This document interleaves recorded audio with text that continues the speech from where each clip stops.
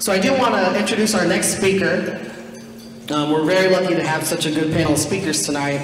And this is Maria Gonzalez, an associate professor, yes, of English at the University of Houston, and the expertise of American literature, Mexican-American novelists, Chicanx writers, and feminist and queer theory. Gonzales is the author of Contemporary Mexican-American Women Novelists Toward a Feminist Identity, currently completing a book on the influence of Chicana lesbian writers and queer theory in Chicanx literary studies. She is the co-editor of Voices Breaking Boundaries, 3-volume series collection of transnational art and essay Borderlines.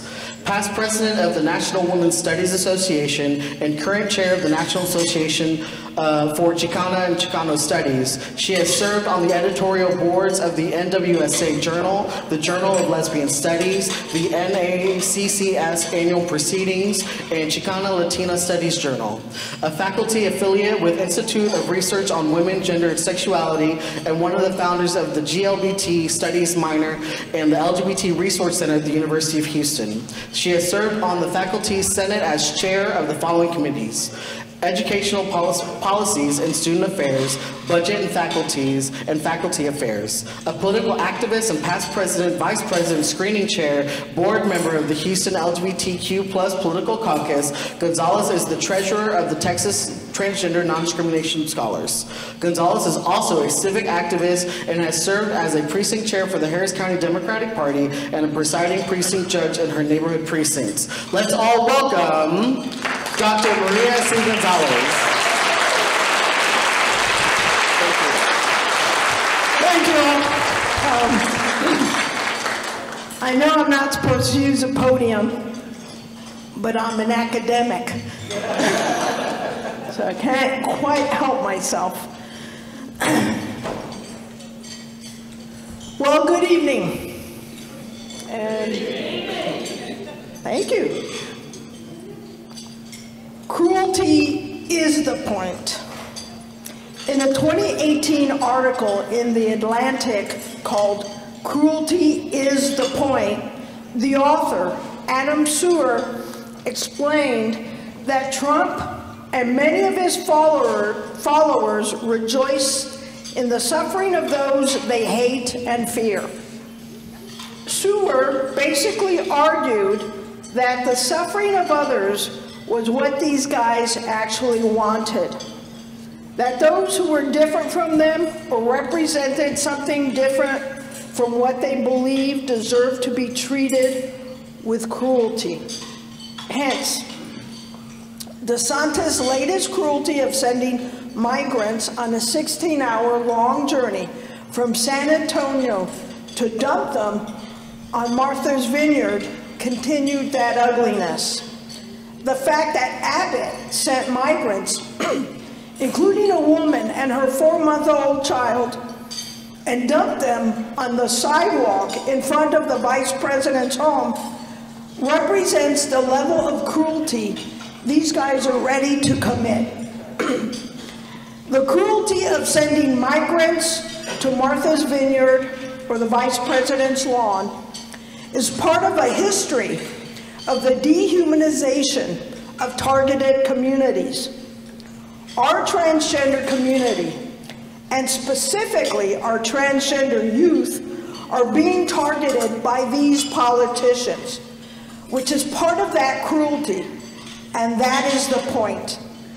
With a barrage of legislation passed all over the country and executive state directives that include banning classroom discussions of gender identity, the Don't Say Gay bill of Florida, restricting trans youths from participating in sports, blocking access to health care for young people transitioning, to finally declaring gender affirmation care from loving parents as child abuse, we know who is under attack and whose cruelty they direct their ugliness at. These are the reasons many of us do the work we do. We participate in politics because we know that politics is not a spectator sport. Here in Houston and Harris County, we have unique ways of participating beyond just volunteering for a candidate we want to support. Allow me a few moments to give you a little history lesson. I can't help myself. Why is our trans community and our LGBTQ community as a whole here in Houston so politically active, and some would say so well organized? I give you one name, Hotze. As many of you know, Stephen Hotze is one of the most virulent homophobic, transphobic individuals on the planet.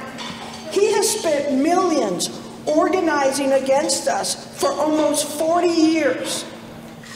He has made sure to target our communities, and he has funded organizations and candidates that target us.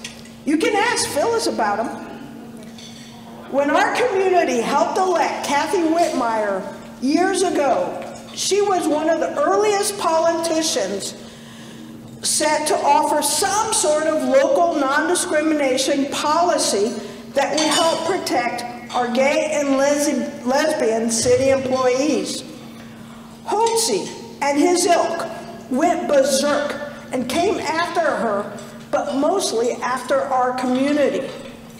In Houston, whenever we had an out LGBT candidate running for office, Hotze and his gang always targeted them, as well as those who supported our fundamental rights to exist.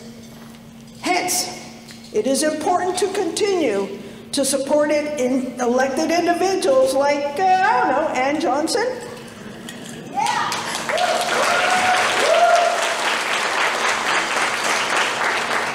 One of the curiosities I came across when I first arrived in Houston in 1991 was how politically active and organized the LGBT community seemed to me. Coming from Columbus, Ohio, where the unions mostly organized the left of center or progressive vote, I was impressed with the organizing of the Gay and Lesbian Caucus, as it was called at that time, but also by diverse LGBT groups and organizations in the cities. In most cities, the unions, or choice, are the main organizers of the progressive vote. In Houston, in many ways, it is the diverse LGBT community, usually in conversation with the African American community, that carries the left of center vote.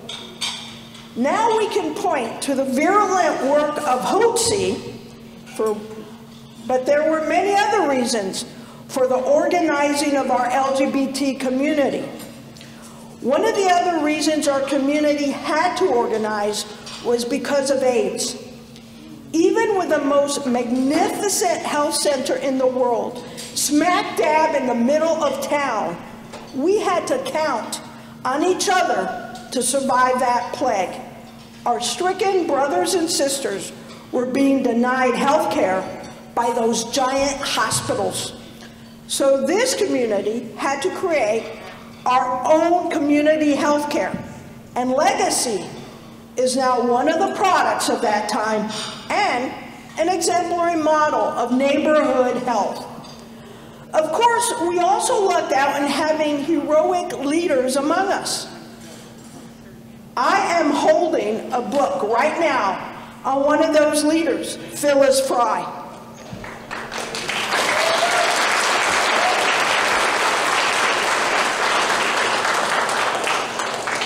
I'll have a few words about the book in a moment. Between Phyllis and the late, and make sure I add, great Ray Hill, he'd be mad if I didn't say that, Anise Parker, Linda Morales, Lou Weaver, Alexis Melvin, I mean, I could go on. Becky Rudd, the list is endless.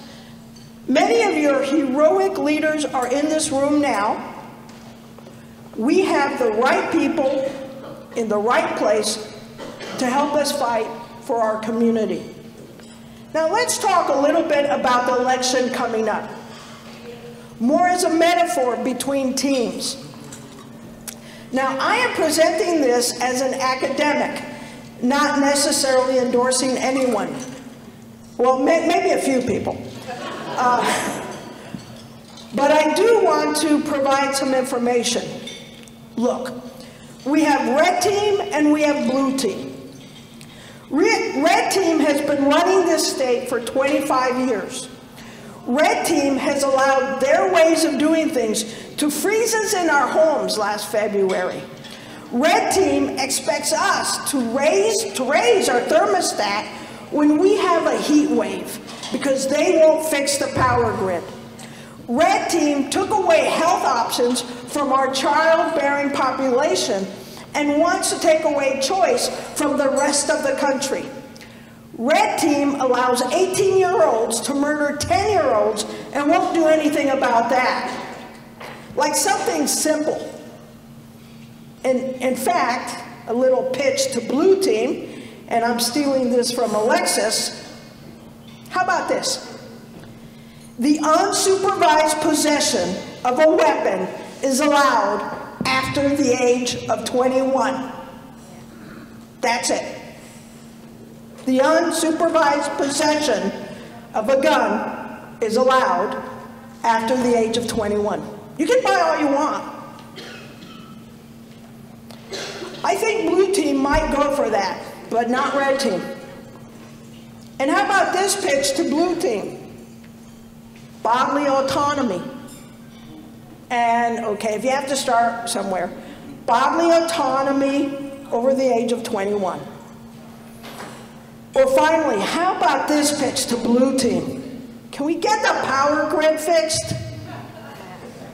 Those are our choices, and I know all are going to make the big difference this fall. I know you all are going to make the big difference this fall. I know everyone in this room is working to make the difference, and that's why you're here. I know I'm preaching to the choir, but it is important that you all know the work you do is absolutely needed and valuable. And while some things will work, like hopefully getting everyone here elected or re-elected, we might come up short. But don't let it get you down. One of the things I know about everyone in this room is that you are all resilient. You have already accomplished much and participated in changing history, which means you will continue to change history. Look, as someone who teaches this, I can tell you that the 20th century was about the anxiety of sexual orientation, and they lost. When Hotze went after Anise Parker some 25 years ago, it was already too late. Her future was not going to be decided by some homophobe. Now our latest challenge is the fight for our trans community. The new millennium is about the anxiety of gender, and they have already lost in Houston, thanks to the work of Phyllis Fry. This does not mean we stop fighting them, not even close. We continue to challenge them at every turn. We continue to organize. We continue to support candidates who will do everything they can to make sure we are part of the community and not some detested other. And in this work you do, please remember to save as much of it as you can. I want all of you to hang on to those scraps of paper that make the difference. Now put them away neatly and nicely. I need you to digitize your communications. I encourage you to document your work. Why, you may ask? Because your history is so important for the future.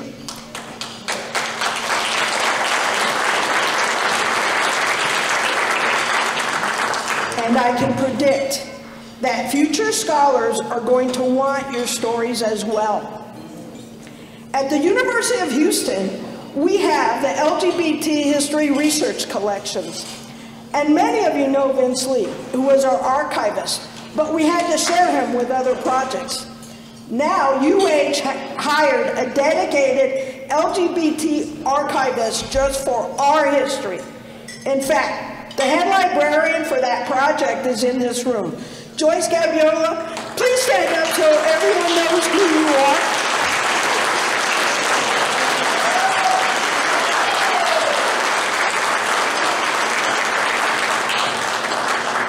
We will probably be calling upon many of you to ask for your records, but also to support the archive. I'm sure you're not surprised by that. I'm probably going to have a fundraiser, and I'll be inviting all of you. Now, this book I am holding, Phyllis Fry and the Fight for Transgender Rights, is an excellent example of recording our history. Also, an excellent biography. And while I don't want to spoil the ending for you, I do want to say a few words about it. First, the authors, Michael Long and Chia Tuttle, provide a very readable biography of our good friend Phyllis. And the book is part of a series of the A&M biographies on their alums.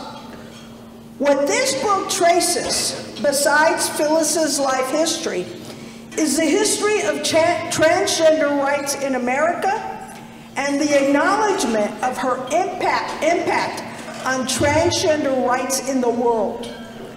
Because of the work that Phyllis has done all her life, especially the legal work, we get the very important 2020 Supreme Court case of Bostock versus Clayton County.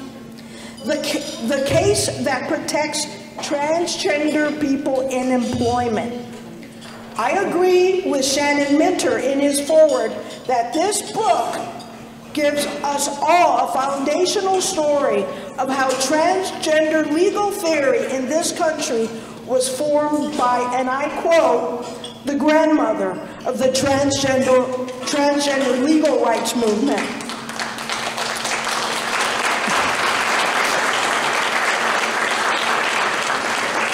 You will find the book fascinating as we see Phyllis navigate the Texas terrain from San Antonio to A&M to the work she did in Houston as well as in DC. So let me encourage everyone to check this book out. Speaking of supporting work, I also want to bring your attention to the flyer in your gift bags from the Texas Transgender Non-Discrimination Scholars Summit. We are gathering again in 2023 at Texas A&M University, San Antonio. That's A&M San Antonio, not the Aggie place. On June 9 and 10 of 2023. Please join us. We focus on helping to get educational institutions as well as other organizations to become more supportive of our trans community. I hope many of you will think about submitting a presentation or panel or just showing up. San Antonio is a lovely town. You will note our registration fees are very reasonable, and more than anything, we want students to participate. In fact, any student willing to volunteer, we waive all the registration fees and we'll feed you for 2 days. Join us in San Antonio next year. By the way, our webpage is there and we still accept donations. Okay, via PayPal. We're old school, we're working on that. But please, support us. Finally, I want to thank the Unity Banquet team and Transgender Foundation of America. The monies raised at this event go to scholarships. They go to individuals who are hard hit. When Harvey hit, TFA was there to help. TFA has gotten our students through school, and we now have transgender doctors, lawyers, and professionals because of TFA's generosity. During the pandemic, when the trans community was in need, it was TFA that was there. I thank the volunteers for this wonderful evening. I thank you, Dylan, for introducing me. And let's all continue the work that TFA is doing. Thank you, y'all.